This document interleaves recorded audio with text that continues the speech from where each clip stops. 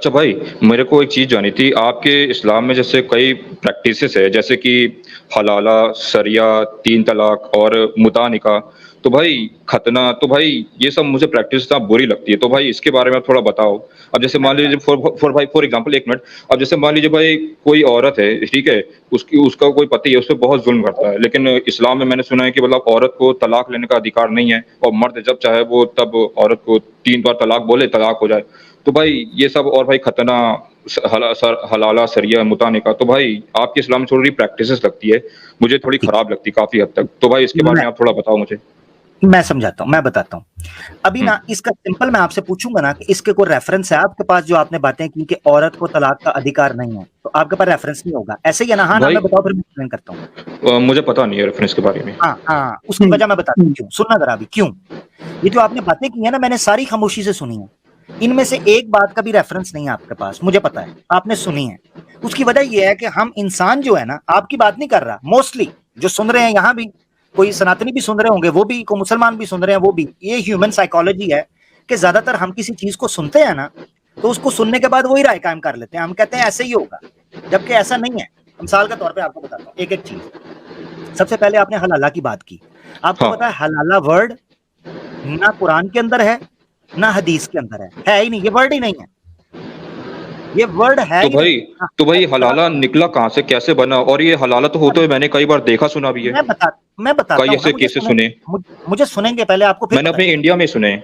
मैं आपको बताऊंगा, समझाऊंगा हो क्या रहा है। जिस तरह ये नांगे शांगों को कंडेम कर रहे हैं ना आप, इसी तरह हम भी हलाले वालों को कंडेम करते हैं। मैं आपको बताता हूँ हो क्या रहा है। हलाला जो है, ये वर्ड कहां से आया, ये कैसे आया, कैसे मामला हुआ, ये मैं आपको थोड़ा समझाता हूँ। कुरान में कोई वर्ड नहीं है, ना हदीस के अंदर वर्ड है।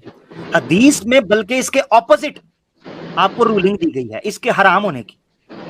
अल्लाह के रसूल पाक सल्लल्लाहु अलैहि वसल्लम ने फरमाया, लानल्लाहुल मुहल्लिला वल मुहल्लिल लहू, अल्लाह ताला की लानत हो हलाला करने वाले के ऊपर और हलाला करवाने वाले के ऊपर। अब ये हुआ क्या असल में, मैं आपको बताता हूँ। हलाला जो है, ये टर्म इस्तेमाल होने लगी उस खातून के बारे में जिसको मर्द ने 3 तलाकें दी, और 3 तलाकें देने के बाद वो उस पर हराम हो गई, ठीक है, प्रोहिबिटेड, उसके साथ शादी। मैं कुछ समझा नहीं, थोड़ा और डिटेल में बता सकते हो? मैं डिटेल में बताता हूँ। एक मियाँ बीवी रह रहे हैं, कपल है, हाँ, ठीक है, हाँ, कपल रह हाँ, रहे हैं, और कपल ठीक। जो है मिसाल के तौर पे मर्द जो है वो अपनी बीवी को तलाक दे देता है, ठीक अच्छा। है, 3 तलाक तलाक दे मतलब देता है। 3, अच्छा, हाँ, अच्छा 3 तलाक, ठीक। 3 तलाक। अच्छा, इसमें भी इख्तलाफ है, 2 तरह के लोग हैं। एक कहते हैं कि एक ही सिटिंग के अंदर, यानी एक जगह पे मिसाल के तौर पे किचन में बैठ के खाना खा रहा, टीवी लॉन्च में बैठ के वो खाना खा रहे थे, भाई आप ठीक है। हलाला का बता रहे हो कि ट्रिपल तलाक का बता रहे हो? मैं दोनों समझाता हूँ ना आपको, हलाला उसके बाद आता नहीं है। भाई, भाई एक-एक इंटरलिंक्ड बताओ है, भाई, ऐसे इंटरलिंक्ड है, कन सुनिए आप। इंटरलिंक है ना, इंटरलिंक्ड समझ रहा हूँ। भाई मेरे भाई भक्त भाई, इंटरलिंक्ड है, ट्रिपल तलाक और हलाला इंटरलिंक्ड है। आप सुन पूरा अच्छा लीजिए, जुड़े आपको हुए हैं समझ आपस में में? आएगा। आपस में पूरा, जुड़े हुए हैं? हाँ जुड़े हैं, फंस गए हैं, एल्फी लगी हुई है, सुनिए जरा अच्छा, इंटरलिंक्ड है, हाँ। नहीं, मैं अगर अगर दोनों एक साथ होता तो मैं कन्फ्यूज़ थोड़ा हो जाता कि पहले किसको देखूँ, सुनूँ। तो मैं आपको, आप ये लिंक है ना, समझे तो सुन सही लीजिए, आप। आपको समझ में आएगा। अच्छा ठीक है, ठीक है, ठीक है, ठीक है। सुन लें, बार बार सुने, रिकॉर्डिंग हो जाएगी, उसको बार बार सुने, समझ आएगा। ठीक है, अच्छा, हलाला होता है, वैसे तो हराम है, जो आप कह रहे हैं ना प्रैक्टिस किया जा रहा है उसकी बात कर रहा हूं, हम तो उसको गलत समझते हैं, हराम है वो। अच्छा। हलाला जो होता है वो होता है तलाक की वजह से, इसीलिए तलाक पहले होगी बाद में हलाला होगा, ये जो प्रैक्टिस किया जा रहा है। इसीलिए पहले आपको समझना पड़ेगा कि पहले तलाक होती है, उसके बाद हलाला होता है। तलाक के बारे में ये चीज है कि कुछ ये कहते हैं कि तलाक जो है वो एक सिटिंग के अंदर 3 दफा, एक बंदे ने बोला ना, मिसाल के तौर पे टीवी लॉन्च में बैठे खाना खा रहे थे, बीवी और खामंद का, जो हस्बैंड और वाइफ है, ठीक है, उसके साथ कोई झगड़ा हो गया, कोई मसला हो गया, तो उसने अपनी बीवी को बोल दिया तलाक तलाक तलाक, ठीक है। बाज इस चीज के कायल हैं, और बाज ये कहते हैं कि नहीं, एक सिटिंग के अंदर नहीं, वो मुख्तलिफ सिटिंग के अंदर देगा। मिसाल के तौर पर एक दफा तलाक देगा, उसके बाद ठीक है, वो 3 महीने की इद्दत गुजरती है ना, उस इद्दत के बाद वो नया निकाह और नया हक महर वो कर सकता है, 3 महीने के अंदर रुजू कर सकता है, सॉरी, और 3 महीने का पीरियड गुजरने के बाद वो नया निकाह, नया हक महर और वलीमा करना पड़ेगा। ये प्रोसीजर है, इसको थोड़ा सा समझें। उसके बाद ये होता है कि वो 2 बार इस प्रोसेस को गुजारेगा, जिस तरह कुरान के अंदर आया है कि अत्तलाकु मर्रतान, तलाक 2 मरतबा होगी।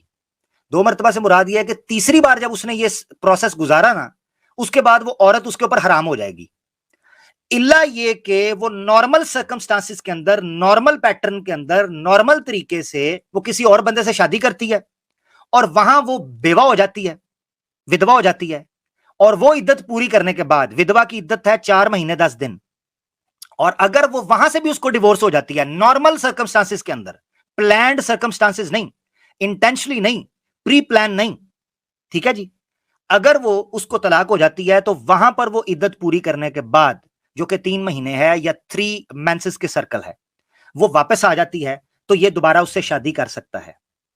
ये है प्रॉपर जेन्युइन इस्लाम का तरीका। अब जो हलाला की आप बात कर रहे हैं उसमें ये करते हैं कुछ लोग, वो मौलवियों की बात कर रहा हूं जिनको पैसे लग, जैसे ये बाबा बूबे की आप बात करते हैं ना, ये योगी शोगी जिनको आप फोन नहीं करते, इस तरह कई लोगों ने इसको प्रैक्टिस करने के लिए गलत इस्तेमाल किया कानून का। उन्होंने ये किया कि एक मियां बीवी ने तलाक दे दी, उन्होंने कहा ओहो हो ये तो तुम्हारे लिए हराम हो गई है। वो कहते हैं हम तो छोड़ना नहीं चाहते, हमसे तो गलती हो गई, हमसे तो मिस्टेक हो गई। वो कहते हैं अच्छा इसका कराएंगे हलाला, ठीक है जी।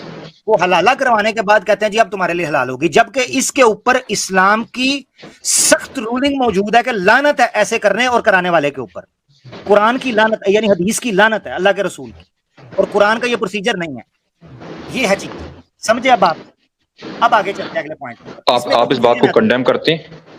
बिल्कुल कंडेम करते हैं, मैं नहीं करता, बड़े बड़े उलमा कंडेम करते हैं। अच्छा भाई, अब मुझे थोड़ा सा मुता निकाह के बारे में बताइए। हाँ, अब आ जाते हैं दूसरी चीज के ऊपर, ठीक है। एक मिनट आमिर भाई एक मिनट, इसके रिलेटेड को रिलेटेड आपके पास नियोग है, इसके बारे में क्या बोलेंगे आप? इसके ऊपर भी थोड़ा ध्यान दीजिए। हाँ, इस पे भी बोल लें। होता नहीं है वो, होता नहीं है वो। होता है ना, क्यों नहीं होता है? आपने कहाँ केस सुना? हाँ। मुझे कुछ बताइए। क्या बोले भाई? मुझे कुछ केसेस बताइए आप। बहुत केसेस है, मैंने स्वामी विवेकानंदा बोले हैं, और सत्यार्थ प्रकाश में लिखा है कि कई ऐसे गांव हैं जहां पर ये क्या बोलते हैं नियोग होता है।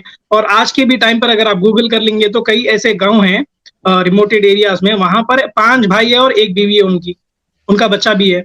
तो इनके ऊपर डॉक्यूमेंट्री बनी गई है, एक प्रकार से कोई मूवी बनी है, डॉक्यूमेंट्री है इनके ऊपर एक। ठीक है, नियोग के बारे में बात हो रही, नियोग आपके स्क्रिप्चर्स में मेंशन है, ठीक है, इसके बारे में क्या बोलेंगे? नहीं ठीक है, वो मेंशन जरूर होगा, लेकिन मुझे आज के समय पे भाई वो नहीं फॉलो होता, बिल्कुल नहीं फॉलो होता।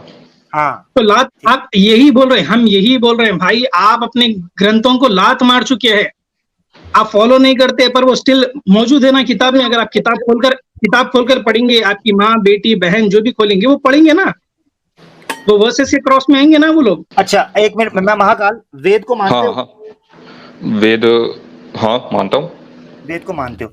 ऋग्वेद के अंदर एक मंत्रा लिखा हुआ है, मैंने पहले भी पेश किया था, मैं दोबारा तुम्हारे सामने पेश कर देता हूं।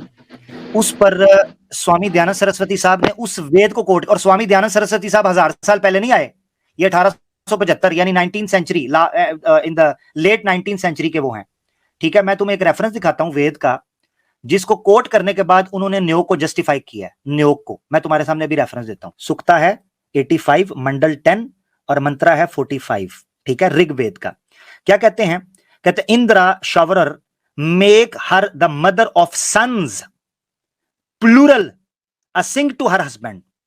एक औरत को कहा जा रहा है, ठीक है, यानी मर्द को कहा जा रहा है कि औरत को मां बनाए, बेटों का उसको मां बनाए, और हस्बैंड के अलावा गिव हर 10 सन्स, उसको 10 बच्चे देने हैं एक औरत को।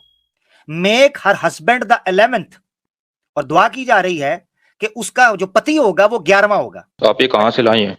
ये सोर्स कहां से है? ये ऋग्वेद आपको दे रहा हूं।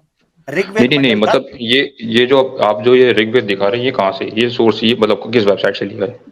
वेब से आप ओपन कर भक्त भाई देखिए, मैं रेफरेंस दे रहा हूं। भक्त भाई आपकी प्रॉब्लम क्या है? आपकी प्रॉब्लम क्या है मालूम भक्त भाई? आप ये सारी चीजें पूछते हैं, आप ये सारी चीजें पूछते हैं, उसके बाद बोलते हैं कि मैं इसमें नहीं मानता। तो फिर आप अननेसेसरी सवाल क्यों करते हैं जब आपको मानना ही नहीं है कोई चीज? एक बात मैं कहना चाहता हूं, बस मुझे बात डाइवर्ट हो जाएगी, मैंने आगे बात मुकम्मल करनी है, मेरा टॉपिक मुकम्मल नहीं हुआ अभी नियोग के हवाले से, ठीक है, मुझे पता बात बीच में रह जाएगी। आप रेफरेंस मांग रहे हैं ना, मैंने दे दिया है, मंडल 10 है, सोकत 85, मंत्रा 45, सर्च कर ले कोई भी किसी जगह पे जाके। स्वामी दयानंद सरस्वती साहब नियोग के एक्सप्लेनेशन में लिखते हैं कि अगर 10 बच्चे नहीं हो रहे और 10 बच्चे होने से पहले खामंद की मृत्यु हो जाती है या बीवी की मृत्यु हो जाती है, तो वो बंदा नियोग करेगा और 10 का आंकड़ा पूरा करेगा, और अगर पति की मृत्यु हो जाती है तो लड़की नियोग करेगी और 10 का आंकड़ा पूरा करेगी। ये सत्यार्थ प्रकाश में लिखा हुआ है। सत्यार्थ प्रकाश का चौथा समलास है और पेज 100 है हिंदी एडिशन का। उसमें इनका चेला प्रश्न पूछता है कि एक स्त्री व पुरुष जो हैं वो कितने नियोग कर सकते हैं। उसके उत्तर में इसी ऋग्वेद के मंत्र को वो कोट करते हैं जिसको मैंने हाईलाइट किया हुआ है। आखिरी 2 लाइंस को मैंने हाईलाइट किया है, अगर आप देखें वो कहते हैं जैसे इस मंत्र में 11वें पुरुष तक स्त्री नियोग कर सकती है वैसे पुरुष भी 11वीं स्त्री तक नियोग कर सकता है, यानी इस मंत्र से निकलता है। तो सत्यार्थ प्रकाश में स्वामी दयानंद सरस्वती साहब इसी ऋग्वेद के मंत्र से नियोग 11 नियोग की इजाजत दे रहे हैं कि इस आंकड़े को ऋग्वेद को पूरा करने के लिए स्वामी दयानंद सरस्वती साहब का नियोग करना पड़ेगा। वो तो इस कॉन्टेक्स्ट में नियोग को परमिसिबल कह रहे हैं। सोशल मीडिया पर 99% चीजें फेक होती है और गूगल भी जो रिसर्च दिखाता है वो लोगों द्वारा बुक का हवाला है। वो लोगों वो आप बुक से दिखा रहे हो? हाँ, बुक का हवाला क्रॉस चेक कर लीजिए। बुक का हवाला दे रहा हूं भाई मेरे। नंबर 1 यानी इस्लाम यानी सोशल मीडिया के ऊपर सारे रेफरेंस जो ठीक है वो सिर्फ इस्लाम के खिलाफ है। इस्लाम के अलावा जितने धर्म है उन सब के रेफरेंस ठीक है। गलत है। मैं ऐसा बिल्कुल नहीं कह रहा हूँ, मैं ऐसा बिल्कुल भी नहीं कह रहा हूँ, लेकिन मैं ये कहना चाहता हूँ कि सोशल मीडिया पर 99% चीजें जो है वो फेक होती है और गूगल भी जो उसी के रिजल्ट दिखाता है जो लोग वेबसाइट पे डाल देते हैं। आप चेक करो। आपके पास ऋग्वेद पढ़ी है? ऋग्वेद पढ़ी है? नहीं, मेरे पास नहीं है। ऑनलाइन सर्च कर लो, खुद देख लो, किसी पंडित से पूछो। पंडितों को पता ही नहीं है ऋग्वेद क्या है। अगर सच कह रहा हूँ, सच हंसने वाली बात है, लेकिन भाई मैं खुद कह रहा हूँ। और भाई हमारा हाल यही है हमारे यहाँ का। पंडित पता है अभी आप क्या करिए मालूम, अभी आप क्या करिए मालूम, कुछ पाठ पूजा करिए, दयानंद सरस्वती को जिंदा करके उनसे पूछ कर आइए। अब हमको इतना नहीं कोई जानते तो नहीं है। एक और रास्ता बता देता हूँ। महाकाल, अब आजकल तो ऑप्शन मौजूद है। हमने डंडा ऐसा मंजी के नीचे फेरा है कि जितने ये चिल्लम चोर वो आजकल प्रोग्राम कर रहे हैं सनातन धर्म का हर एतराज और जो ऑब्जेक्शन का अखंड करेंगे, वो प्रोग्राम कर रहे हैं ना। जाके पूछें उसको, कहें भाई आवाज़े हक के ऊपर एक मंत्र पेश किया गया था ऋग्वेद का जिसमें स्वामी दयानंद सरस्वती साहब की कमेंट्री है। पंडित का नाम है बाबा जी का ठुल्लू। उनसे पूछे जाके, महाकाल भाई उस पंडित से मेरी जान पूछो जाके कि ये नियोग होता है कि नहीं होता। अब आगे चलते हैं।